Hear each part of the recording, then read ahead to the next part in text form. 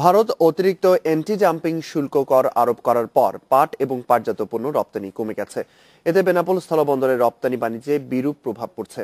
প্রধানমন্ত্রী শেখ হাসিনার আসন্ন ভারত সফরে এই বিষয়ে একটি সমাধান আশা করছেন ব্যবসায়ীরা। বেনাপোল স্থলবন্দর দিয়ে রপ্তানি হওয়া পণ্যের ৮০% ছিল পাট ও পাটজাত পণ্য, কিন্তু চলতি বছরের জানুয়ারিতে প্রতি টন পাট ও পাটজাত পণ্যে মানভেদে ৩৫২ ভাগ পর্যন্ত অ্যান্টি ডাম্পিং শুল্ক আরোপ করে ভারত। এতে করে পাট ও পাটজাত পণ্যের রপ্তানি অনেকটা কমে গেছে। ১০০ থেকে ১০০ টাকা পাটজাতীয় পণ্য রপ্তানি হইতো, এখন সেটা অনেকাংশেই কমে গেছে। অতিরিক্ত এই শুল্ক প্রত্যাহারের দাবি জানিয়েছেন রপ্তানিকারকেরা। বলছেন, শুল্কের কারণে পাট রপ্তানিতে অচলাবস্থা তৈরি হয়েছে।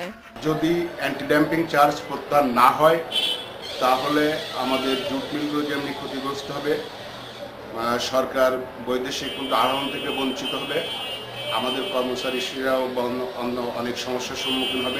ব্যবসায়ীরা আশা করছেন প্রধানমন্ত্রীর ভারত সফরে বিষয়টি নিয়ে দু দেশের মধ্যে আলোচনার মাধ্যমে একটি গ্রহণযোগ্য সমাধান আসবে। যে নিয়ম আছে ওয়ার্ল্ড ট্রেডের, যে যদি 50% এক্সিড করে আমাদের এক্সপোর্ট তাদের দেশে, তাহলে তারা অ্যান্টি ডাম্পিং প্রয়োগ করতে পারে।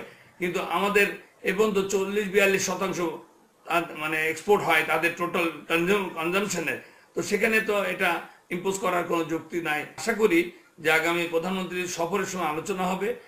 বাংলাদেশের পাট পণ্যের অন্যতম বাজার প্রতিবেশী ভারত।